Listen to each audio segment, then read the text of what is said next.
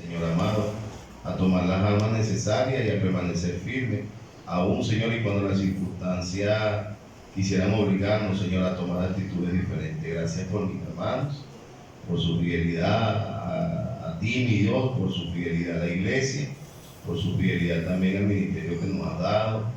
Sé que no todo el tiempo, mi Dios amado, los ánimos están altos, pero aun cuando el ánimo baja, Señor amado, las convicciones pueden seguir siendo las mismas.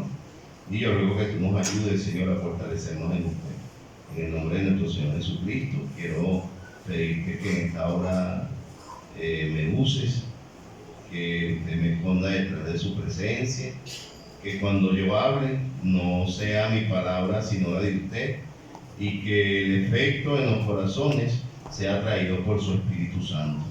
Gracias por el servicio en el nombre de Cristo Jesús. Amén y amén.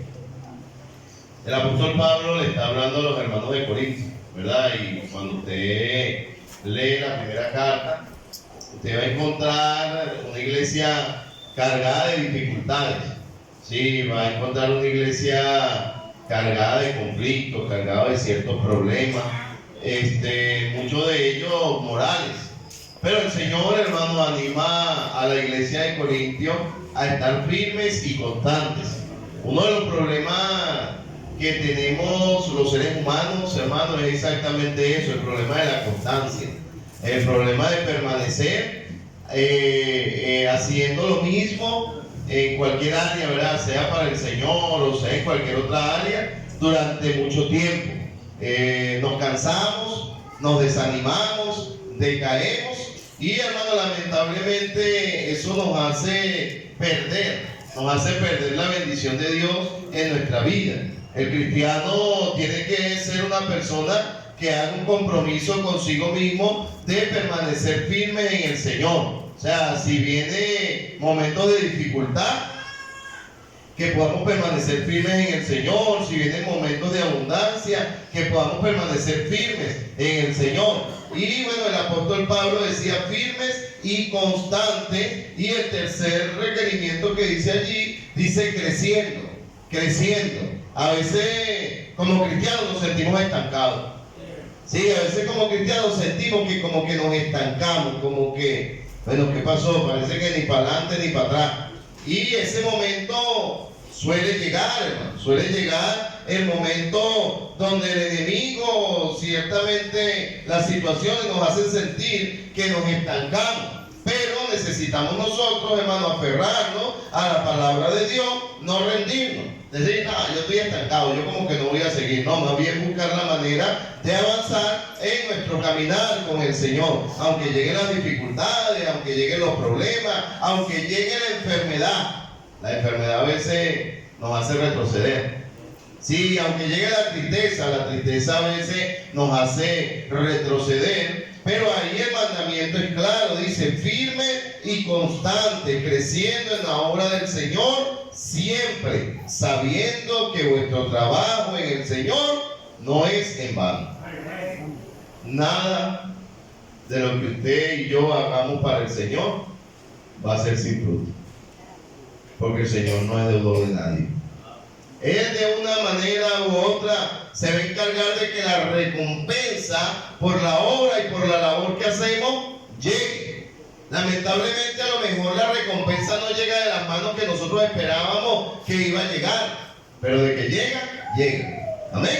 Entonces quiero invitarte a ir a Proverbios. Vamos a ir al libro de Proverbios, capítulo 24. Proverbios, capítulo 24, versículo 14. Dice la palabra de Dios lo siguiente.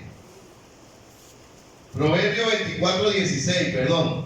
Dice la Biblia, porque 7 veces cae el justo. ¿Y qué dice ahí la palabra de Dios? 7 veces cae el justo, pero ¿qué hace el justo? Mientras más tiempo tengamos en el Señor, más de esto pudiéramos contar.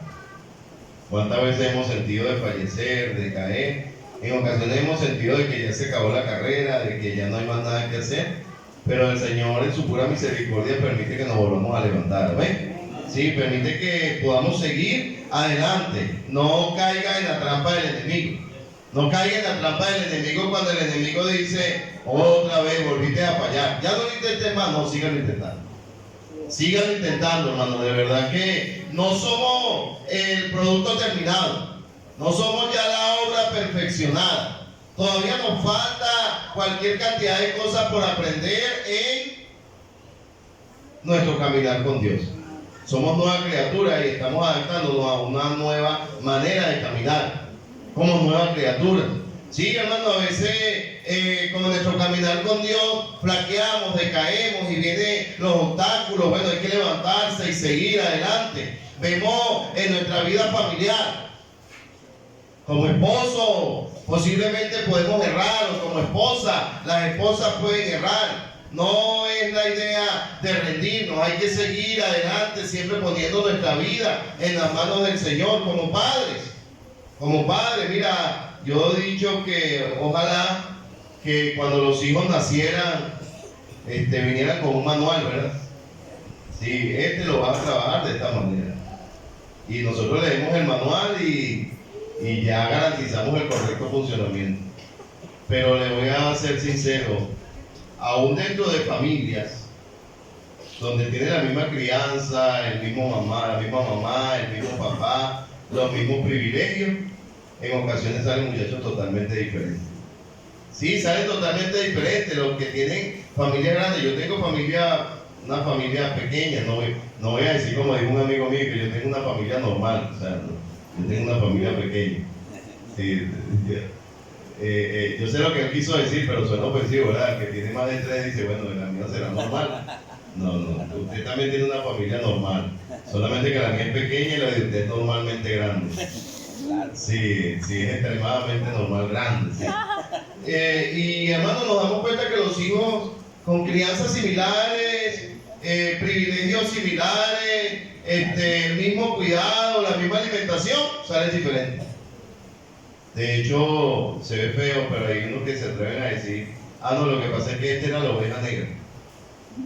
Pero la oveja negra creció en el mismo redil. Sí, la oveja negra creció en el mismo redil, solamente, hermano, de que cada persona tiene personalidad diferente. Dice, porque 7 veces cae el justo y vuelve a levantarse. 7 veces cae el justo y vuelve a levantarse. Permitiera Dios que no cometiéramos errores. Pero vamos a cometer errores, hermano. Usted quiera o no quiera, vamos a cometer errores en la vida y nosotros tenemos que estar programados y preparados para que cuando venga la dificultad poder seguir adelante. Hay gente que se exige tanto a sí mismo que cuando falla se detiene. Sí, la gente se exige tanto hacia su misma persona que no se perdona el haber fallado. He estado hablando y tratando un tema con respecto a lo del perdón. Oiga, el perdón es necesario. Y hay 3 perdones necesarios que necesita experimentar el ser humano. El primer perdón que necesita experimentar el ser humano es el perdón de Dios. Amén. Sí, todo aquel que me viene, dice el Señor, yo no le echo fuera. El Señor está dispuesto a perdonar nuestros pecados. No solamente está dispuesto a perdonarlos, sino que dice que Él toma nuestros pecados y los echa a lo profundo del mar y más nunca se acordará de ellos. Qué tremendo, vamos a ver de que desde el momento que el Señor nos perdona, desde ese momento ya Él no va a traer a memoria nuevamente ese pecado que hayamos cometido. El segundo perdón que necesitamos, los seres humanos, he escuchado un concepto que, bueno, hay que saber manejar estas cosas. Dice, perdón se le pide a Dios. Sí, perdón se le pide a Dios. Pero entiéndame algo. Eso primero no lo dice la Biblia. Y si usted le ha fallado a una persona, usted también tiene que saber pedir perdón. Sí, hay personas que en su orgullo y en su soberbia dice, yo a ti no te voy a pedir perdón porque perdón se le pide a Dios. Y no funciona de esa manera. Si nosotros le fallamos a los seres humanos, también necesitamos aprender a pedir perdón por nuestra parte. Sí, necesitamos poder aprender a pedirle perdón a las personas que le hemos fallado. Sí, no, yo no le pido perdón. Ya, yo me arrepentí. Bueno, una de las evidencias del arrepentimiento dentro de nuestra vida es poder ir a esa persona que le falté, Saqueo, La historia de Zaqueo. Mira, Señor, he aquí la mitad de mis bienes doy a los pobres, y si en algo he defraudado a alguno, se lo devuelvo cuadriplicado. Él no se estaba inventando un nuevo método. Zaqueo simplemente estaba cumpliendo la ley, lo que establecía la ley con respecto a la falta. Entonces, el primer perdón que el hombre necesita es el perdón de Dios en su vida. ¿Ven? Ese está garantizado. Si usted va a Dios y pide perdón, la Biblia dice en el Salmo 51, los sacrificios de Dios son el espíritu quebrantado, a un corazón contrito y humillado, no lo despreciará el Señor. Había dos hombres que estaban en el templo a la misma hora, bajo la misma circunstancia. Uno decía: Señor, te doy gracias porque no soy como estos pecadores, ladrones y todo esto. Y había otro que ni siquiera se atrevía a levantar su mirada y decía: Señor, sé propicio a mí, pecador. Y la Biblia dice que ese hombre se fue a casa justificado por el Señor. Yo puedo garantizarle algo, y esto se lo digo con la plena seguridad. No existe una persona que haya ido a pedirle perdón a Dios y el Señor le haya dicho que no. No existe uno que haya dicho: es que yo fui para que Dios para que me perdonara y me dijo que no. No, es mentira. Dios tiene sus brazos abiertos para perdonar al hombre. Sí, el Señor tiene los brazos abiertos para perdonar al hombre. Pastor, y si mi pecado no importa cuál haya sido su pecado. La mujer sorprendida en adulterio fue perdonada por el Señor. Sí, la mujer sorprendida en el acto mismo del adulterio fue perdonada por el Señor. Pedro negó al Señor. Pedro lo negó. Y el Señor perdonó a Pedro a tal punto, hermano, que después lo vemos como el pastor ahí en la iglesia de Jerusalén. Pedro, te perdono, pero viénelo contigo. No, Pedro, el Señor lo perdona y lo pone delante. Qué tremendo lo que es el perdón de Dios. El segundo perdón que necesitamos es de las personas. Amén. Si usted le ha fallado a alguien, usted está en el deber de pedir perdón. Y no ese perdón de que, perdóname ahí. Yo les soy sincero, hermano, para pedir perdón de esa manera mejor no se pide. Porque ese perdón es ofensivo. Sí. Decir, si te fallé, no, tú sabes que fallaste. Tú sabes que fallaste. Si te fallé, perdóname. No, tú sabes. Y yo sé. No voy a ponerme yo aquí en el lugar del juez, porque el juez es uno, el juez es el Señor. ¿Ven? Yo también he fallado a otra persona. Y yo no puedo llegar a decirle a la persona: lo que pasa es que tú malentendiste. Si te fallé o si te sentiste ofendido, perdona. No. La actitud correcta es el reconocimiento. El salmista decía: porque yo reconozco mis transgresiones, mi falta y mi pecado. Yo lo reconozco. El hombre necesita reconocer la ofensa hacia Dios y va hacia el Señor y el Señor lo perdona. El hombre necesita reconocer su falta hacia los seres humanos. A propósito, todos fallamos y ofendemos. Santiago dice que si alguno no ofende en palabras, es varón perfecto. Y todos ofendemos. Todos en algún momento. Lo que pasa es que cuando hablamos de ofensa, nos gusta hablar de la ofensa que me hicieron, pero no me gusta hablar de la ofensa que hice. Sí, pastor, hablando de la ofensa, usted sabe que me ofendieron y me sentí muy mal. ¿Y por qué no decimos: y usted sabe, pastor, que yo también he ofendido a otras personas? No, pastor, pero ya va, espérese, es que mis ofensas son muy leves. Ofensa es ofensa. Y necesitamos aprender a ir a otras personas. Hermano, se deteriora. Vamos a explicarte esto. Se deterioran las relaciones cuando no se practica el perdón. Se deterioran las relaciones cuando el perdón no está dentro de nuestras prácticas comunes. Y nosotros no podemos darnos el lujo de deteriorar relaciones familiares. Vamos a hablar primeramente en la parte familiar. Se deteriora la relación familiar cuando no hay la disposición de pedir perdón por la falta que cometemos. Ahí se deteriora, hermano, de una manera increíble las relaciones y hay heridas. Hay heridas, hermano, dentro del hogar. Y le voy a decir algo, ninguna persona herida va a tener un funcionamiento normal. No, usted ve a una persona que tiene una herida y usted le dice, hey, ven para acá. Ya va. Se para poquito a poco, porque tiene una herida. Sirve ahí. No, no puede servir, tiene una herida. Mira, ríete. No, pero es que no tengo ni ganas de reírme, tengo una herida. Tengo una herida y el que esté herido, hermano, no va a poder desarrollarse con un funcionamiento normal dentro de lo que es la vida familiar. Y hermano, lamentablemente la familia, dentro de la familia en ocasiones se convierte en una batalla campal donde el que se descuida sale herido. Sí, esposa anda buscando herir al esposo, el esposo anda buscando herir a la esposa, los padres andan buscando herir a los hijos y los hijos a los padres. Y allí cada quien carga su pistola en el bolsillo. En Texas, Estados Unidos, tengo amigos allí.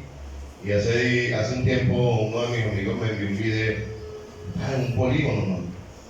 Sí se dice así, ¿verdad? Sí. Ajá, sí, ahí donde dispara. ¿Y qué está haciendo? Dice, no, estamos aquí en un día de paseo con la familia. Y su hija, hermano, como de 14 años, tenía ella como en ese momento, sí, 14, 15 años, tenía un fusil de asalto, un R-15, hermano, disparando. ¿Y por qué hacen eso? No, aquí es normal, dice, aquí es normal. Aquí todas las familias tienen armas. Y me dice, bueno, aquí en la casa tenemos, mi hijo fulano tiene un R-15, el otro tiene un 9 milímetros, yo tengo un 380, mi esposa tiene un fusil también. Y usted se imagina un problema en esa casa. Cada quien tras su trinchera. Cada quien tras su trinchera. Por eso es que en Estados Unidos suceden mucho esas cosas de que agarró un loco una pistola y se metió en una escuela y mató un montón de gente. Yo creo que las armas deberían de estar en manos de los agentes de seguridad. Ninguna otra persona debería de tener armas en sus manos. Sí, no debería. Particularmente yo creo que no está bien, pero hermano, allí, ¿verdad? Cada quien con un arma. Vamos a tener un arma para defendernos el uno del otro y estamos predispuestos. Cuando el esposo habla nunca se va a tomar de buena manera, y cuando la esposa habla tampoco se va a tomar de buena manera, porque yo sé que tú siempre tienes algo malo que decir de mí y yo siempre voy a tener algo malo que decir de ti. Y cuando llega el papá a la casa, a los hijos se le acaba la felicidad. ¿Por qué pasa eso, hermano? Porque no hemos hecho común la práctica de pedir perdón en la casa, pero tampoco se ha hecho común la práctica de perdonar. Y se deteriora las relaciones. Se deterioran las relaciones. ¿Cuántas familias, hermanos, están separados? ¿Cuántos hermanos están separados? ¿Cuántas personas mueren sin ni siquiera haber podido comunicarse con su familiar porque no está en el corazón del hombre el deseo, la necesidad y el hábito de perdonar o de pedir perdón? Ahora yo voy a Dios y le digo, Dios, perdóname, y yo sé que Dios me perdona, hermano, pero usted tiene que entender algo. Y yo tengo que entender algo. Cuando yo le digo a Dios, perdóname, en el Padre Nuestro, que es esa oración modelo que el Señor a sus discípulos dice, perdona nuestros pecados como nosotros perdonamos a los que nos ofenden. Y el perdón se entiende. ¿Por qué valoramos tampoco el perdón de Dios? Porque nosotros no sabemos lo que es perdonar. Perdonar es renunciar. Perdonar incluso es renunciar a un derecho. Sí, perdonar es renuncia, una renuncia irrevocable. No, pues yo renuncio a eso, está bien, déjalo así, olvídalo. Te perdono. Demuel es un maestro, ¿no? En estos días cometí una falta y mi esposa lo regañó y le dijo, entonces no me perdonas. Y mi esposa dice, pero es que tú no has pedido perdón. Pero es que tú en estos días me dijiste que los papás perdonan antes que uno le pide perdón. Sí, es verdad, hay gente que está dispuesta a perdonar incluso antes de que nosotros vayamos a pedir perdón. Pero es la responsabilidad de quien cometió la falta pedir perdón. Amén. ¿Verdad que pedir perdón no es fácil? Cuando el perdón es de verdad. Ahora, cuando es obligado, pide perdón, usted lleva un muchachito, le falló a alguien, pide perdón, perdón. Pero el perdón verdadero duele. Entristece. Si quiebra el corazón, el perdón verdadero. Allí, hermano, vemos ese segundo perdón. Y el tercer perdón es perdonarnos a nosotros mismos. Sí, porque hay gente que no se perdona a sí mismo. Comete falta y, hermano, ya el Señor agarró tus pecados y lo echó a lo profundo del mar, y la Biblia dice que nunca más se acordará de ellos. Tú no necesitas todos los días ir allá a lo profundo del mar y sacar tus pecados para recordar. Ay, que yo hice. Sí, verdad. Y eso nos detiene, hermano. O sea, ¿cuánto tiempo vas a tardar tú en ir a lo profundo del mar todos los días y traer tus pecados? ¿Qué beneficio te trae eso? ¿Qué beneficio nos trae ir a traer nuestros pecados o traer los pecados de otros? ¿Qué beneficio nos trae el recordar lo que éramos y lo que hacíamos? Mira, a mí me gusta escuchar testimonios, pero que sean testimonios de verdad. Yo últimamente vi, un testimonio, y había personas hablando de lo que hacían en el mundo y parece que se gozaban y se deleitaban. No, porque yo me bebía y yo hacía y... No, eso no es un testimonio, eso es una cosa que afecta. Pero necesitamos experimentar esos tres perdones. Necesitas experimentar el perdón de Dios en tu vida. Amén. Si usted esta mañana está acá y usted no ha aceptado al Señor como su Señor y su Salvador, usted necesita el perdón de Dios en su vida. El segundo perdón que usted necesita es el perdón de aquellas personas a quienes usted ha ofendido. Sí, el perdón de aquellas personas a las que usted ha ofendido, y si su caso es otro, usted fue ofendido, usted también necesita aprender a practicar el perdón, perdonar a quien lo ofendió. Y el tercer perdón es perdonarnos a nosotros mismos. Perdonarnos a nosotros mismos las faltas que cometimos. Allí, hermano, dice en Proverbios 24:16, porque 7 veces cae el justo, pero no se queda tirado en el piso. Amén.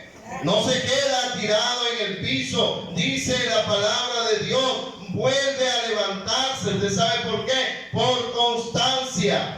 Quisiera hablarle un poco acerca del libro de Esdras, hermano. Allí hay una historia de éxito a base de la constancia. La reseña del libro de Esdras fue escrito por el mismo Esdras con el propósito de registrar el cumplimiento de la promesa de Dios de restaurar a Israel a su tierra después de 70 años de cautiverio en Babilonia.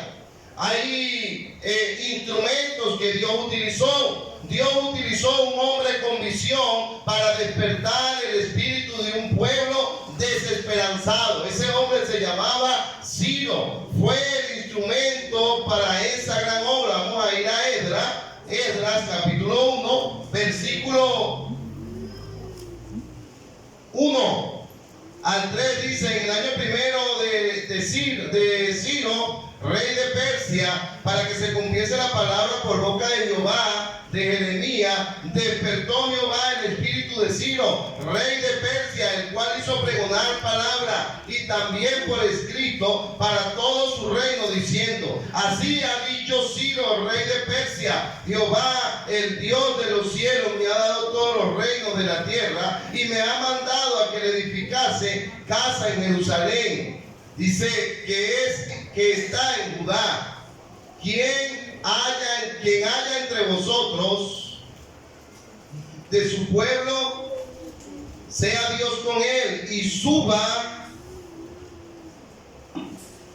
a Jerusalén con él, que está en Judá, y edifiquemos casa a Jehová, el Dios de Israel. Él es el Dios, la cual está en Jerusalén. Entonces lo primero que vemos es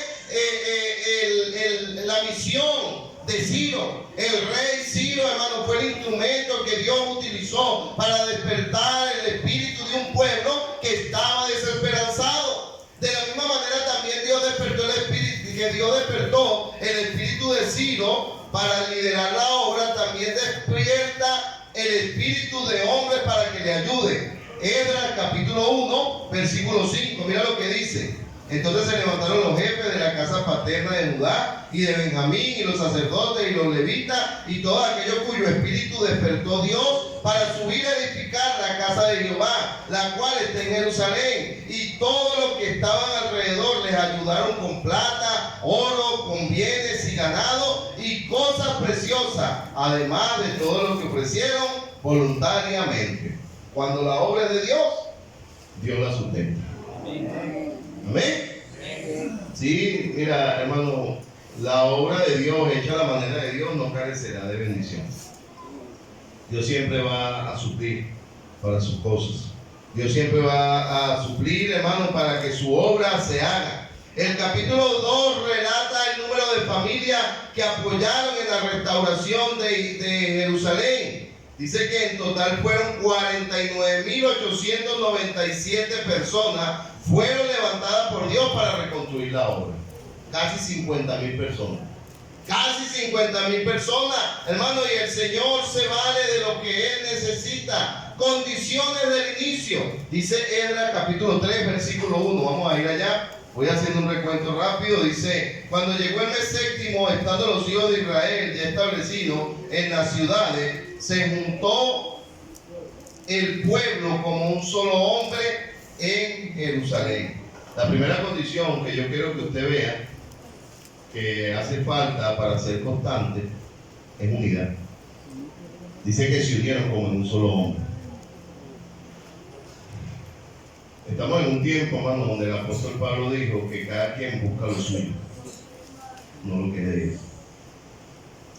Si el pueblo de Dios, no solamente como iglesia del Calvario, sino el pueblo de Dios de manera general, decidieron unirse con un solo propósito, cuántas cosas no alcanzarían. Pero cada quien se vaya con su jabón. Y no funciona de esa manera, hermano. Dice la Biblia que 49.000 personas estaban unidas como un solo hombre. Había una sola meta, había un solo plan, había un solo propósito. Ahí estaba Ciro, hermano, estaba Esdras, gente que estaba con él, hermano, pero la realidad es que no había distintas opiniones, había unidad en un solo sentir. Los primeros que una iglesia o cualquier persona que necesite continuar adelante, que decida continuar adelante, necesita restaurar es su adoración al Señor. ¿Por qué y para qué somos iglesia? A veces se desvía mucho del propósito principal. Y usted sabe por qué somos iglesia. Para gloria suya nos hizo, dice la Biblia. El único propósito y el principal propósito es, hermano, que el nombre del Señor sea glorificado. Hermano, y la iglesia de este tiempo, los cristianos de este tiempo, necesitamos restaurar nuestra vida de adoración al Señor. Esdras capítulo 3, versículo 2 dice: entonces se levantaron Jesuá, hijo de Josadá, y los hermanos y los sacerdotes de Zorobabel, hijo de Salatiel, y sus hermanos, y edificaron el altar del Dios de Israel para ofrecer el holocausto, como está escrito en la ley de Moisés, varón de Dios. Ahora la pregunta es: ¿cómo está tu altar con Dios? Amén. Todo cristiano debería tener un altar para el Señor en su vida.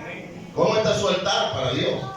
Sí, queremos hacer grandes cosas, queremos que el mundo sea alcanzado, queremos que miles de personas lleguen a nuestras iglesias, hermano, pero ¿cómo está el altar? El tema es cómo está el lugar de adoración de Dios en tu vida. Hermano, ¿quién ocupa el primer lugar en nuestro caminar? Esdras dice que lo primero que hicieron estos hombres fue restaurar el altar. Y hoy en día, hermano, necesitamos restaurar el altar del Señor. El hermano Oscar compartía una clase esta mañana con respecto a lo que eran esos 7 acontecimientos, hermano, y lo que va a pasar los 7 años mientras que nosotros estamos adorando y glorificando al Señor. Hay gente que va a estar pasando dificultades en este mundo. Y el corazón del cristiano no entiende que eso es algo terrible. No es motivo de alegría. La verdad no es un motivo de gozo. Saber, hermano, de que después de eso el Señor viene a pelear y muchos serán echados al infierno, no es un motivo de gozo dentro de esa gran multitud que se pierde posiblemente en familias tuyas que no han oído el Evangelio. Pero cuando el altar está destruido, se toman en poco cosas importantes.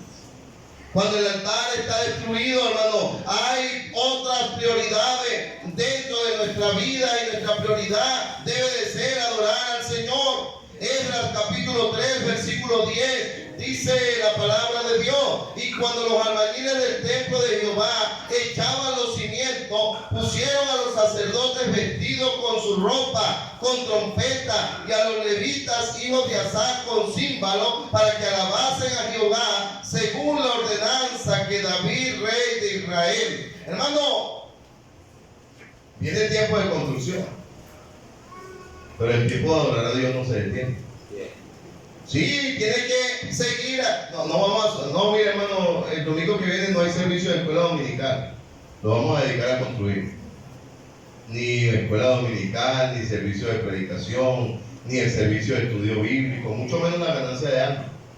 Nada de eso es negociable. O sea, podemos tener miles de ocupaciones, miles de campañas, miles de actividades, hermanos, pero nunca podríamos sustituir lo más importante, que es la adoración al Señor. Dice que los albañiles estaban haciendo el trabajo, pero todavía había un pueblo que adoraba.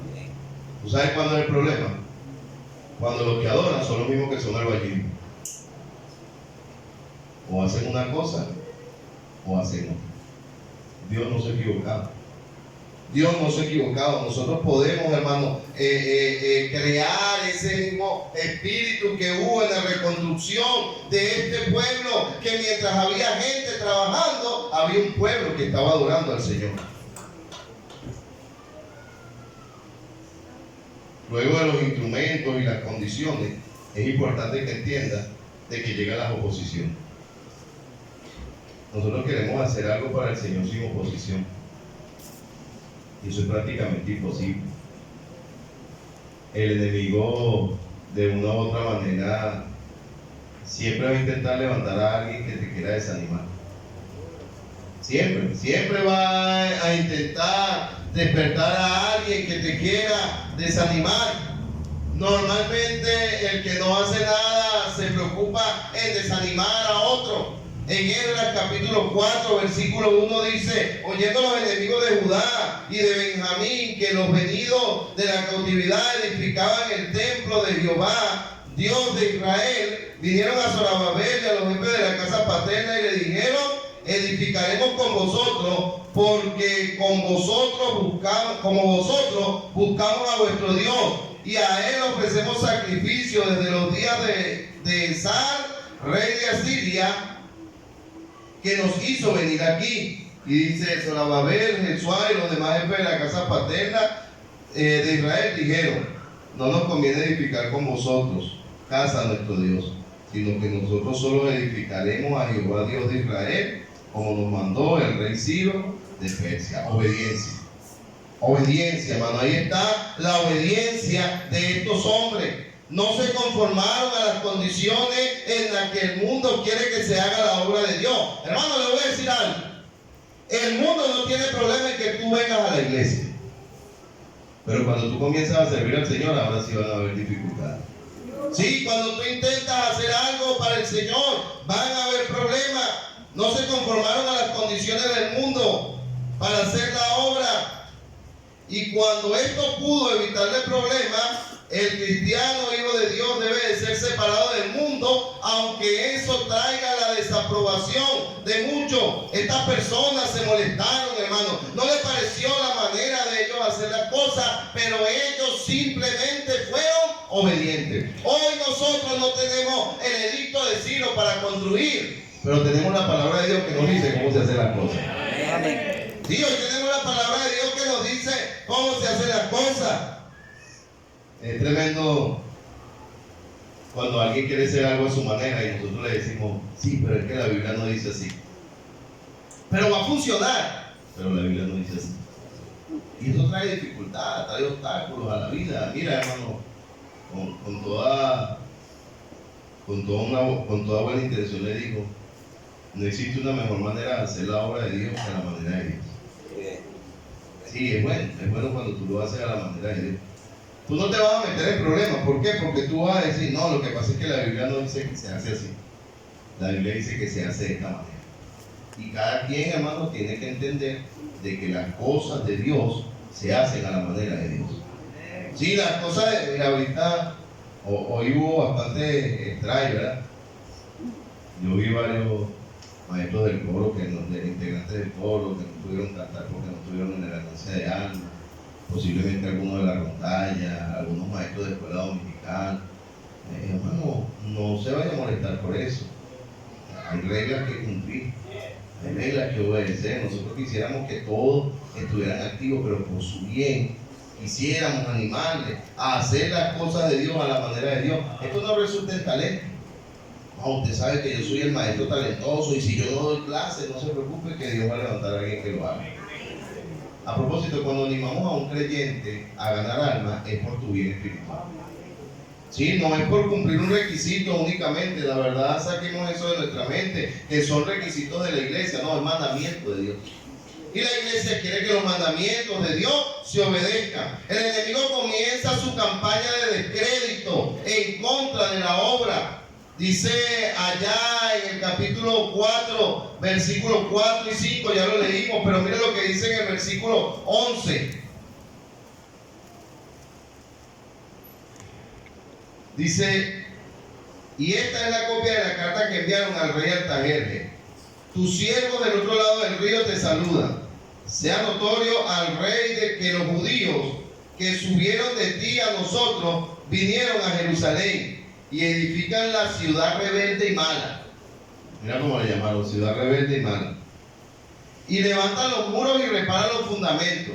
Ahora sea notorio al rey que si aquella ciudad fuera reedificada y los muros fueran levantados y no pagarán tributo ni impuesto y renta, y erario de los reyes será menoscabado, siendo que nos mantienen, dice, siendo que nos mantienen del palacio, no nos es justo ver el menosprecio del rey, por lo cual hemos enviado a hacerlo saber al rey.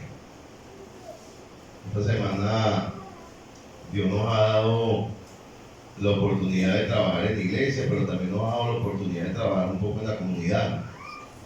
De verdad, créanme, le doy gracias a Dios porque los hermanos que apoyaron, gracias a los hermanos que estuvieron allí pendientes y bueno, se pudo vaciar una parte de la comunidad que es en beneficio de nosotros también. Por ahí pasan los carros que vienen para la iglesia, pero también los carros que vienen para la comunidad. Y hermano, después de hacer algo para la comunidad, nosotros pensamos que todo el mundo va a estar contento, pero siempre va a haber alguien que va a decir, ¿quién sabe cuánto le está quedando a esa iglesia del trabajo que están haciendo? La que está llevando, que ella es la que está encargada del trabajo, gracias a Dios por el trabajo que se está haciendo, que nuestra comunidad quedó bien, pero que la iglesia también quedó bien. Porque yo le voy a decir algo, ser iglesia en una comunidad no es únicamente encerrarte en cuatro paredes a cantar. Tu comunidad a veces tiene necesidades y nosotros tenemos que estar ahí presentes. Pero eso no quiere decir que todo el mundo va a estar contento.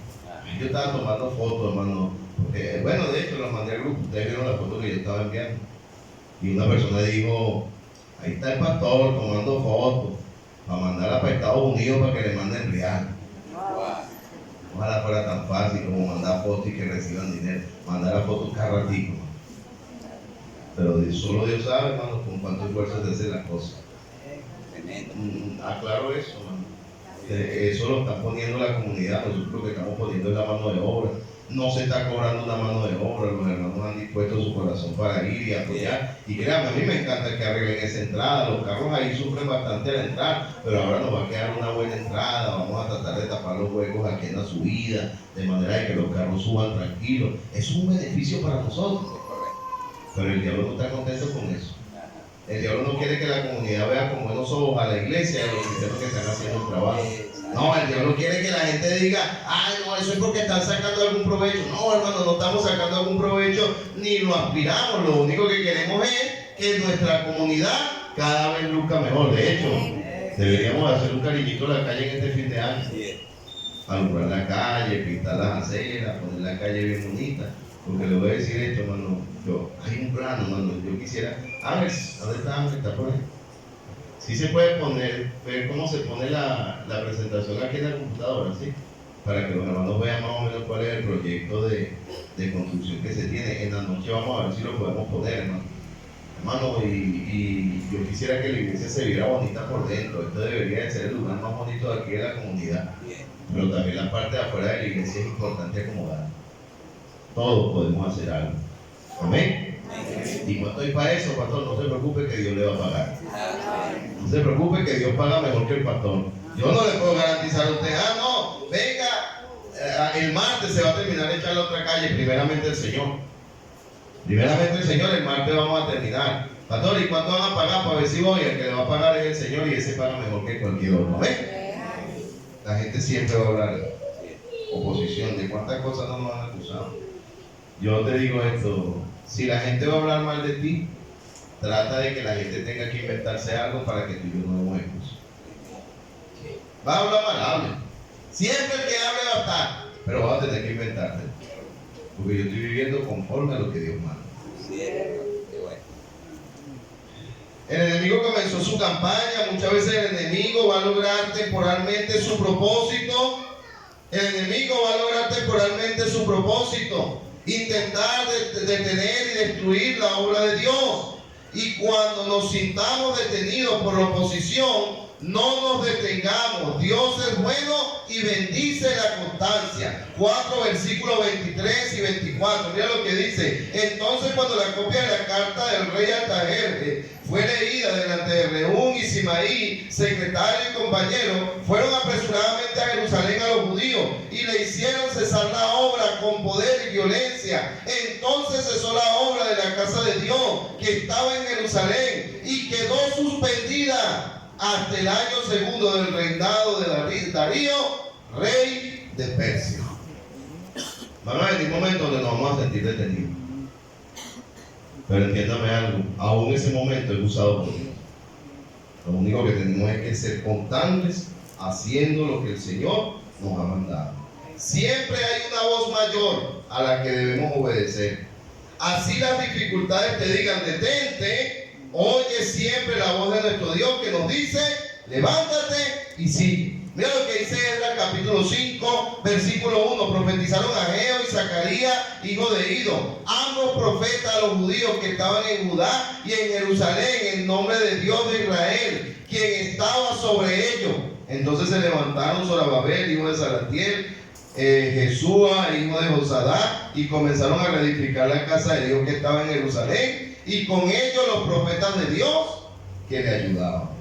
Nuevamente la oposición llegó, pero Dios bendijo la constancia. Versículo 3. En aquel tiempo vino a ellos Tacnaí, gobernador del otro lado del río, y Seth-Bonaí y sus compañeros, y le dijeron así: ¿quién os ha dado órdenes para edificar casa y levantar estos muros?